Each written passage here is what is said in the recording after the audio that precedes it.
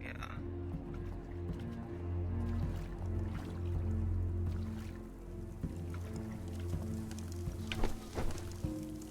Towels and bathrobes, disarray and cubby.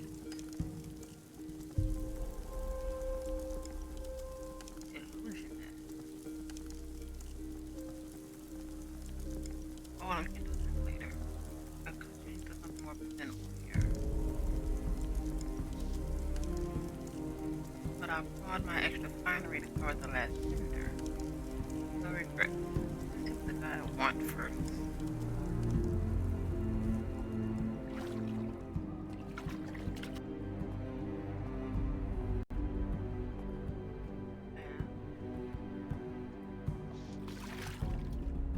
Steaming bath away your tired bones. Either bath.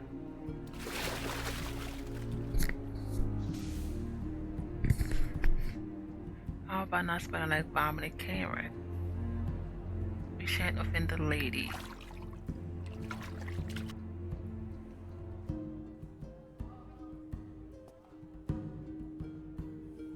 There was a glare. Yes, streetlight glare. A guttering grease lamp hangs through the glass. The burning feels good in my eyes, like I'm slowly waking up.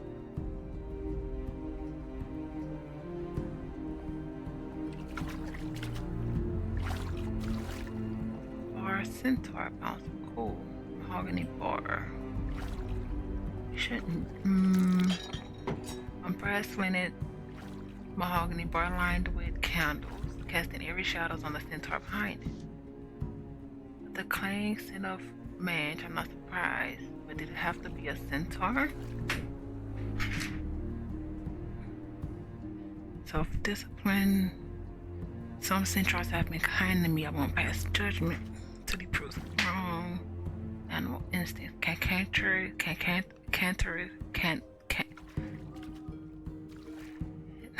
Cantankerous creatures sure turn up. I've mentioned.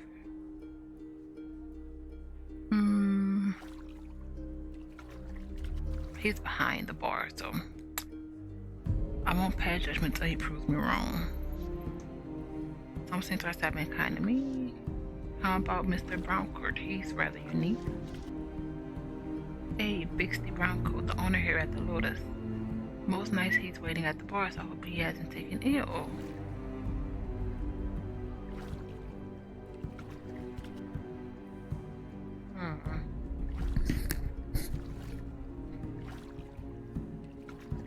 Apparently it's best to be human, but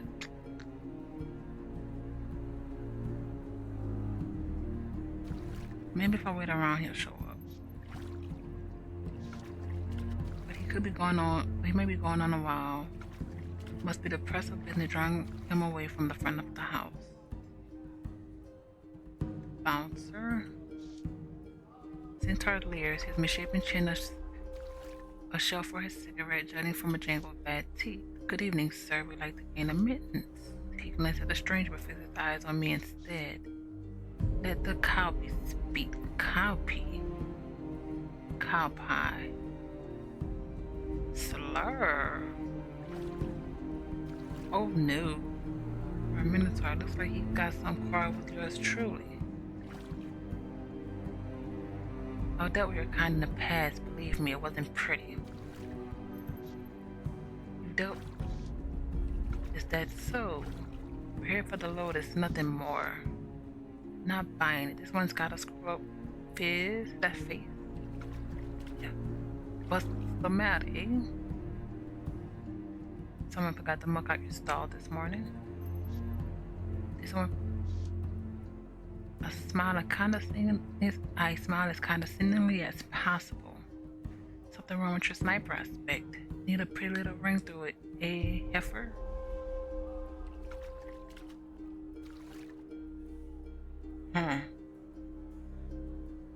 Another slur. Like the luxury boot best in the house. Damage is done. He called me a heifer.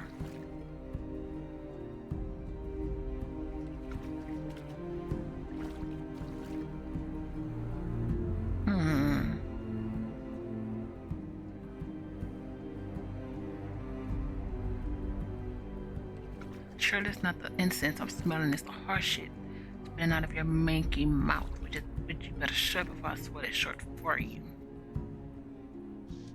Manky. Gentlemen, please be civil. Look, this is a clean place and your lot's not welcome here, always fighting and whatnot.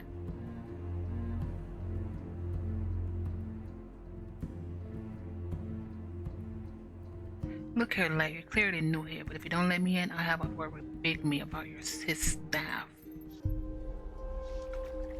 Big Me, we'll see about that. He'll be making his rounds any minute.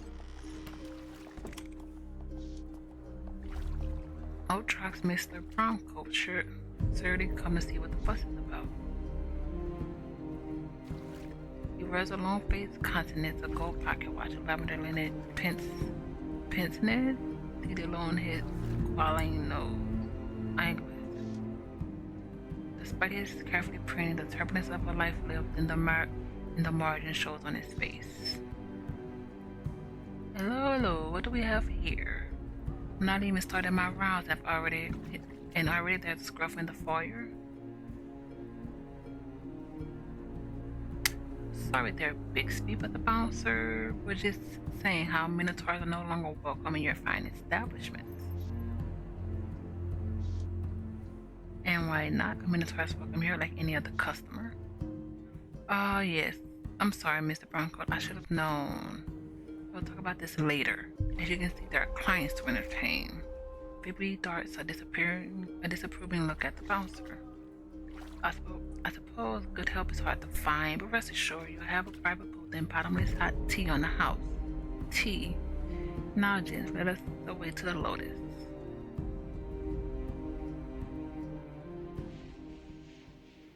Bixby ushers you through the door and leads the way through the back stairs, the stranger on your heels like a stubborn shadow. The Red Lotus is draped in a haze of pale smoke, dotted with flickering candles and incense glowing like cinders in the night. The smell of burning opium is dark and rich, like a batch of overdone biscuits with a sharp issue of afterbite. Pale red glow from the Chinese lanterns paints the space in perpetual twilight. It's easy to lose track of time within these walls. Whiling away your days is a blissful waking dream.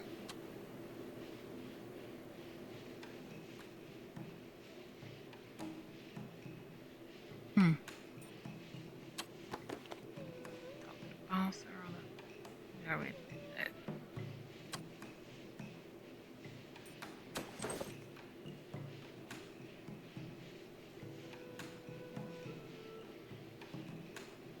For 12 pence in the shilling, there are 20 shillings in the pound.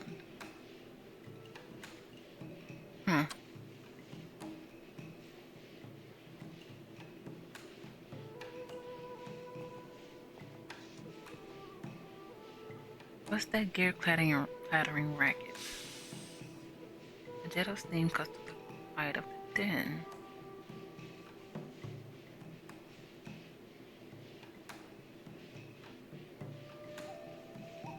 What's the automaton doing here? It's not as if it can partake. If Minotaurs are welcome, then why not 10 willies? 10 willies. Sorry there, didn't mean to startle you. No.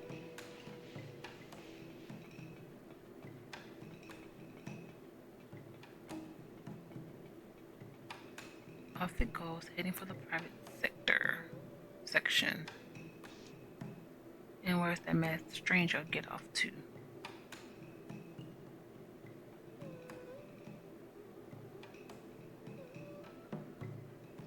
Sunken area.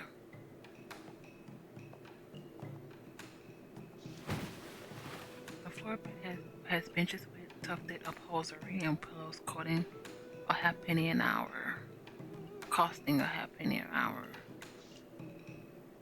It's so late that most of the patrons have gone to sleep just before sunup. It's the only time the Red Lotus is empty.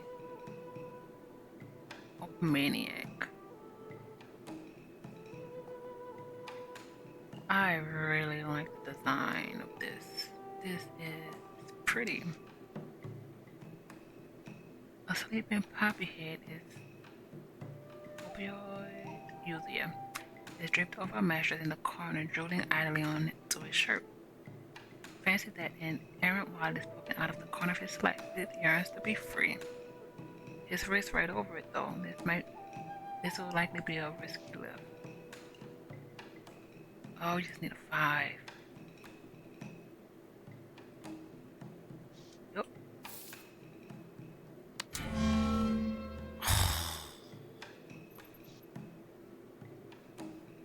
Easy, easy. I brush his wrist on the way in, but all he does is raise his head slightly as though brushing away a fly. Oh, cool. Not bad at all. Why did I think this would be difficult? It would take a London Bridge for an awakening. I had not thought Midnight Owl had outdone so many opium. Is that what we're on? Instead, hot?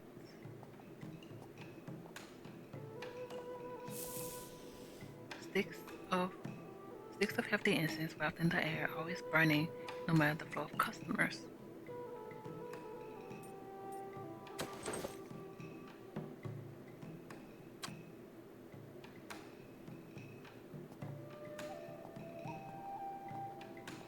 Sleeping Gents bookshelf. I'm pretty sure that's where we have to go. Sleeping Gents.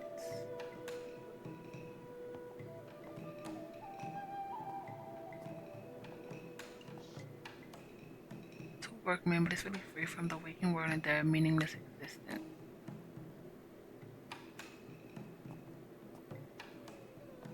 Dwarf and automaton.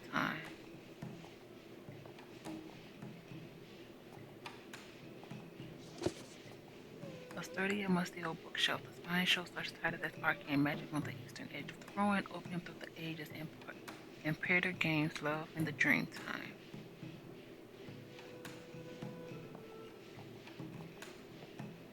It's a dreamer.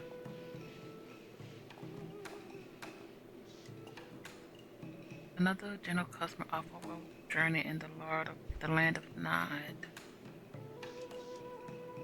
Another chicken asking to get plucked. Perhaps I should have a little rifle through his pockets. Nope. We just messed the last one up. Dwarf and automaton. Evening, stranger. Oh, cool picture. The dwarf has a warm and animal look, with a set of crystal blue eyes, sharply intelligent, and a red mustache that is so full they could crawl off his face and build a cocoon. His beard is elegantly braided in a common style. I fingered the brass rings in my own goatee, which is coarse and stringy, but by comparison, how do you do? Hard to say. Once I've had a fix, I'll be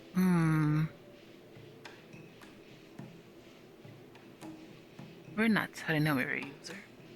Just fine to come up and bitter, are you? Wow, wait up. Hey, name's Theodore Redgrave. Brotherhood of Office, or you can call me Teddy, most people do. Technical expert, often of a skill considered to be complex, arcane, and difficult.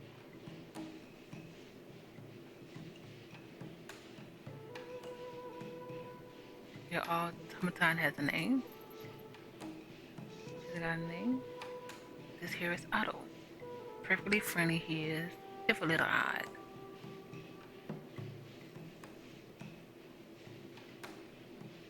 Silly giving names to machine jacks, me. Teddy laughed it off, seems used to such comments. Now that we're acquainted, what can I call you, sir? Atticus Daly. Teddy passed the automaton with his fat paw. Mr. Daly, from the both of us, it's a pleasure. Otto's gonna need some tweaks for the brawls. We have them fit as a fiddle by then.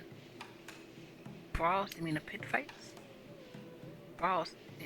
Need to get used to that. Hey, the werewolf's pits. To be precise, see, I'm a hunter of fell beast and monster. After the pit fights, those outlaws are called tattered. After the pit fights, unsanctioned. Makes sense. Those outlaws are all tatterdemalion, beat up and worn out. Much easier to take in for a bounty. Only 3 days or the moon is full. full-bellied. Better have a good mind though. Better have a good mind to who you're betting on. Oh yes, the bit face. I've been to my fair share, good for a wager or two. Bully, I just knew you were a man of culture, and that's on top of having the kind of stature I look for in a cove. Eager to be on my docket while partaking in pit fights. A reflection offer, but I can't commit just yet. Besides, a stranger wouldn't want me to be led astray by such endeavors. He strikes me as the kind of fellow who crosses oceans and deserts by giving chase to his quarry. Wait a minute, if I have a little scrap to sell, would you be interested? Oh good, those cows are worth a bit of sterling. Yeah, tell him. I'm ready to make a deal on these cows. 6 shillings? I don't know. Pleasure doing business. Take care, Teddy.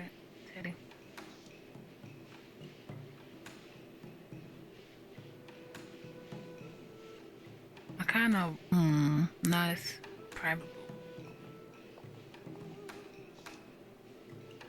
The teeth, wooden screens, and high-backed seatings provide some comfort and privacy for those who can't afford it. The booths are made of a luxurious calf leather, well-oiled and plush with dimpled riveting.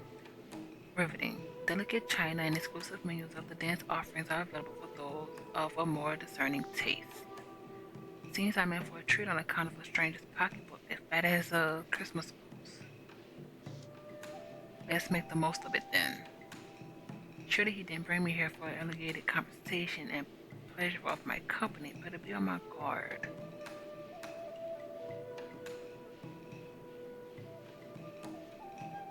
Whatever his angle, there must be some in it for me. It's worth seeing what he's after.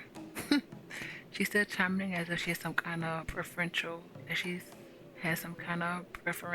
status. Let's get on with it.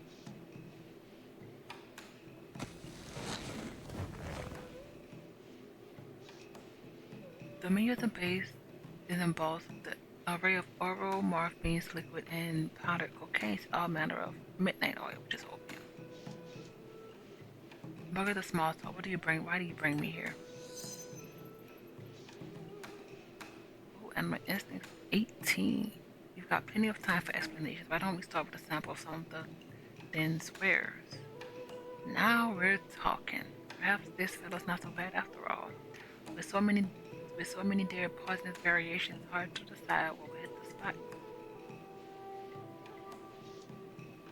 With so many dear, I need to remember it. I must say I'm impressed with your discretion. I would have thought just any fix would do.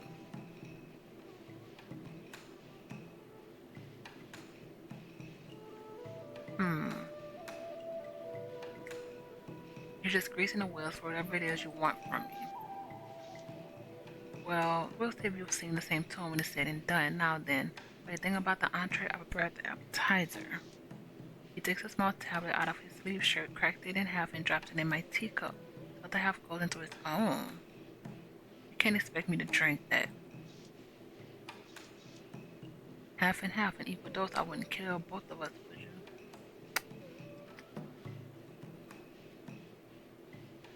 Why not? He can beat us with a...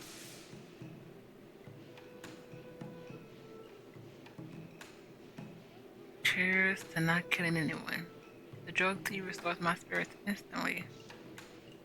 Took me ages to perfect this remedy, but this new blend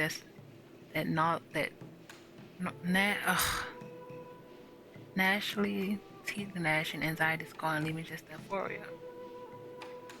euphoria. Seems the stranger is no stranger to the drug. The pain of my withdrawals are all about absent now. And for the main course, how about white wind elation? You must be fond of that one. His lighthearted confidence seems like a front. I get the feeling he knows you better than he's letting on. Any sort of psychic barrier is useless. The bothersome hag won't leave me be. And here I am face to face with a telepath. Enough of this facade. Not only did you pick my local place, but you pretend to suggest my favorite plan like it was a lucky guess.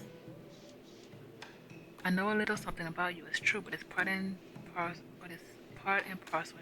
It's part and parcel to my profession. I keep tabs on people who pique my interest. On with it then. You've tried my patience long enough. Very well. I already know of your life as a roughneck and a panhandling maid. What about before that? What about the Sacred Heart? Oh, the orphanage. Oh yeah, but the people the kids that's missing. I don't think we can do this at all. I'll be honest. This was drugged. It was where I grew up before I looted the nuns' coffins and took to the streets. I gather as much, but I'm not sure what I'm not sure about. Well, what I'm not sure about is your parents. All I really have are guesses. This character has gained a retrospective trait and will not be able to select dialogue options that require this trait. The ways in which the mechanism of fate turns can be perplexing, but to the keen eye they may offer the means to shape the world. This is cool.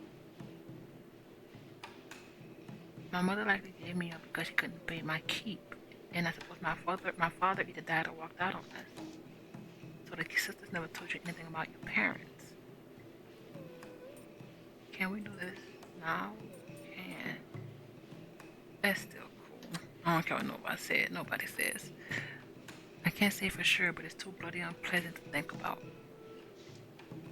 If the memory is there, you can call it back gently. This fellow's lost his mind. Something occurred at the Sacred Heart that you've forgotten. With the help of an opium dream, you might recall the details which will lead to your mother. Lead me to her gravesite, you mean? What would that accomplish? On the contrary, I believe she's alive. Her name came up on the ledger of Bethany House. Mental hospital. I've seen my share of swindlers with this cake. Just humor me for a moment. Matilda is of course given her name. But how about her family name?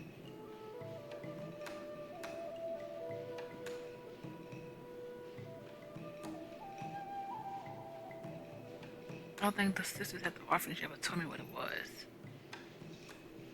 But if you could recall Matilda's family name and is on record at the orphanage and matches the letters of Bethnal House, you could prove her identity at the hospital by claiming kinship and set her free. That means digging up memories of the Sacred Heart. Not exactly how I thought the night would unfold. Even if what you describe is possible, why would I want to find her?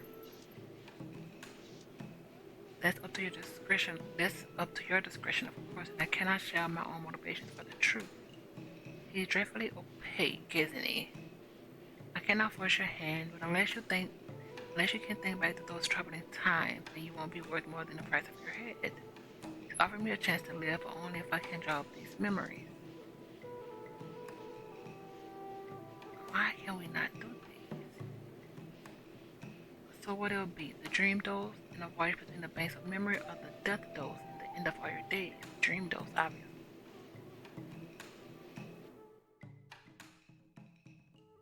You take the stranger's offer, eager to lose touch with the harsh reality and for a chance to recall everything that can lead to your mother's whereabouts. Shortly after drifting away from consciousness, you find yourself being enveloped by a miasma of repressed memories. The stranger's recent inquiries reminding you of growing up in the Sacred Heart orphanage. Auntie Emma's warm embrace suddenly morphs into a chilly restraint as remembrance of Doriar's Ruffles with Bellico's orphans resurface. It's as if life's refusing to allow you to seek refuge from tangible hardships, no matter how potent your drug of choice can escape, for escapism is. Oh, this place is surely a dream, but it's all too familiar. You must find out what the stranger is seeking in your memories.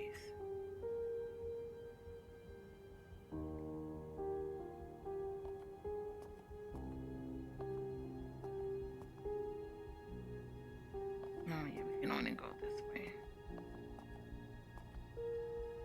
This is the statue. The open arms of an angel was purely symbolic. I have never had home in this dreadful place. In truth, I spent most of my time traveling through fantasies looking for a place to call my own. Never did find it though. What happened at this orphanage? The courtyard is nothing but hard-packed sand and scruffled grass. Leos watches over the children at play. By this time, you were big enough to give as good as you got, and the ones who wouldn't fight you and saw you would abandon. I had to hold my own, and I thought if I ran away, I could make it on the street. Atticus, you'll be 12 years old in a week's time. There's something I need to tell you. What's the difference? I'm getting out of here as soon as I can. Nah, Atticus. Let's hear what she had to say. About your mother. I should have told you sooner, but I didn't know how. I'm sorry, Atticus. I wish I'd been more brave. At least you're telling me now before I quit this place. The day you arrived, there was a ring wrapped up in your blankets. You're old enough to have it now, and your mother left this too. Elias hands me an old piece of parchment, a note from my mother. Can you make out what it says? There's nothing written down. It's a blank piece of paper. The truth will come in time. I'm sorry I kept it from you for so long. Did she ever come back for me? She came back half a year later and insisted you were her child. She mentioned the note and the date we found you in the steps. Why didn't I go with her? Hush, Leos is coming to that.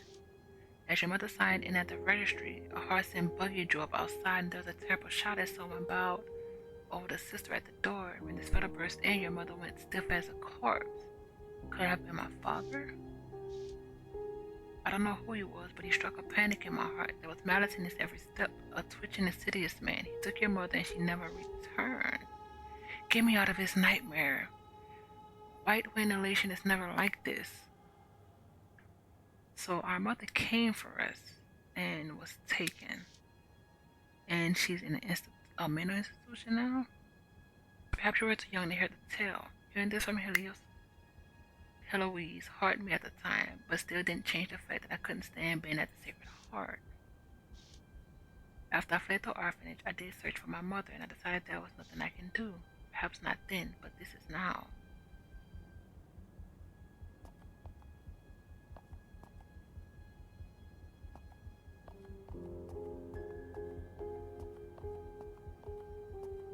Chalkboard. The bits of colored chalk was the most sought after. It's too bad they were so often wasted on crude drawings. Alright, sister. I see you recovered from your latest round of fisticuffs. Anything to say for yourself?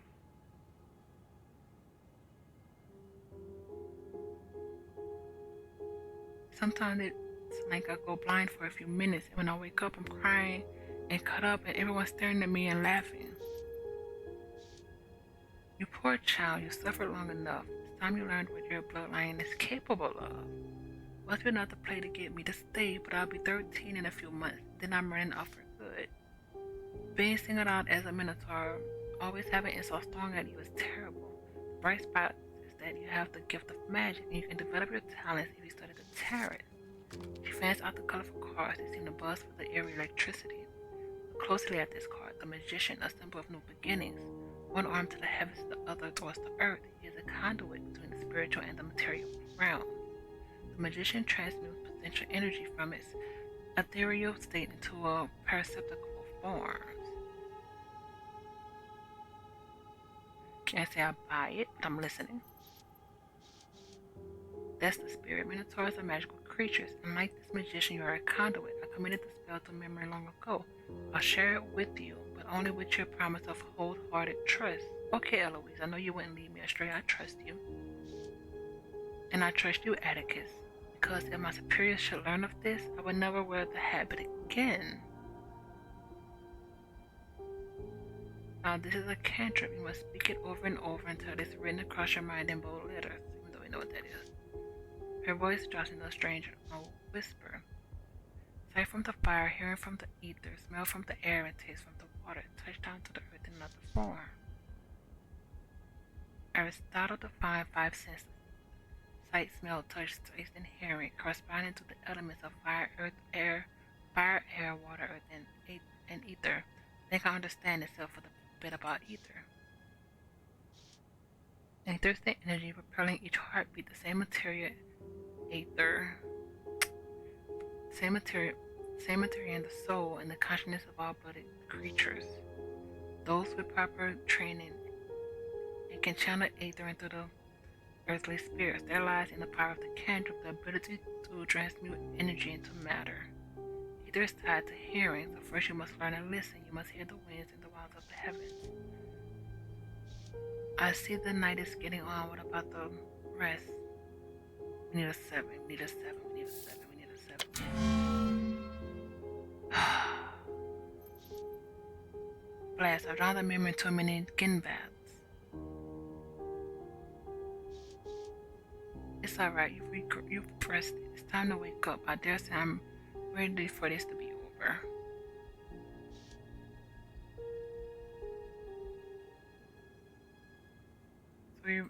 We can still go forward. Cool. Teddy bear.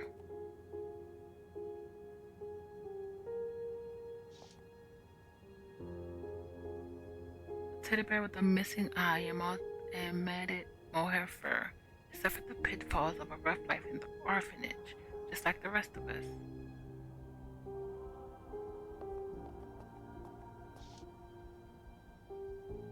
When midnight strikes, he'll be 13 years of age. Father Franco keeps the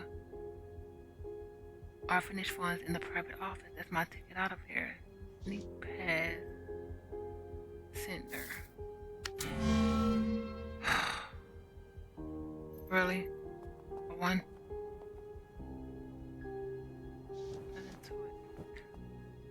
What you up for? If you're looking for the non's candy stash, you can fit it. I've already checked.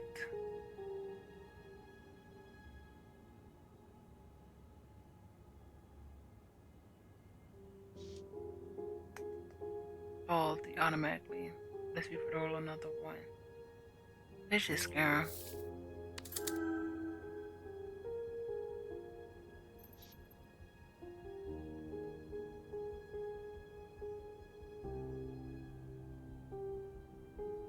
Ace of Swords. Well, the Fools is a natural one, technically.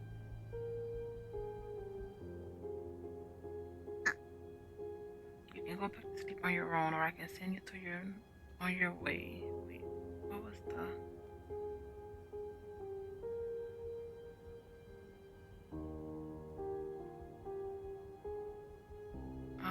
I guess each deck has their different ones.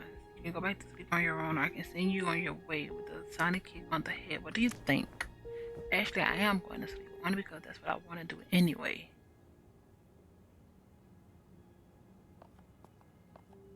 Wait, did we get the foot locker? I think we did. This was my bed right next to Cinder. Snyder. There is a foot locker I can get for a few trinkets. Work is a lot of them.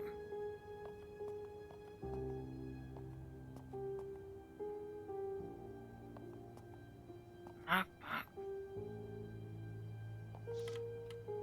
There's enough here to get me started on my own. Pay dirt. I put 100 leagues between me and the Sacred Heart. What was that? Sound like it came from the hallway. The house is roused. I better make my exit.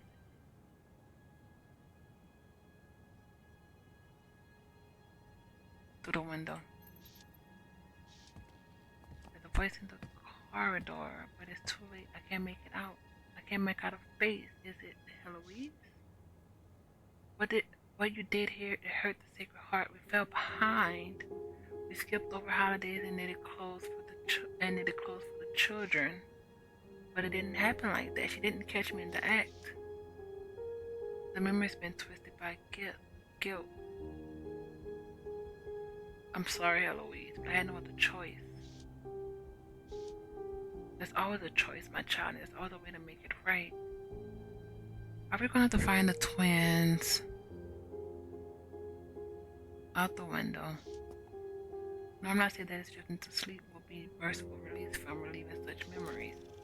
Yet something compels me to push on, to put me through the ringer, to face that greatest of foes, myself. You leap from the window of your childhood memory into the haze of opium clouds. When you wake up again, It would be in a suddenly appointed airship as the Curtis and Clara Reed, one of the other characters in Cyber Syndicate. Stay tuned for release of your entertainment story. Oh, that was cool.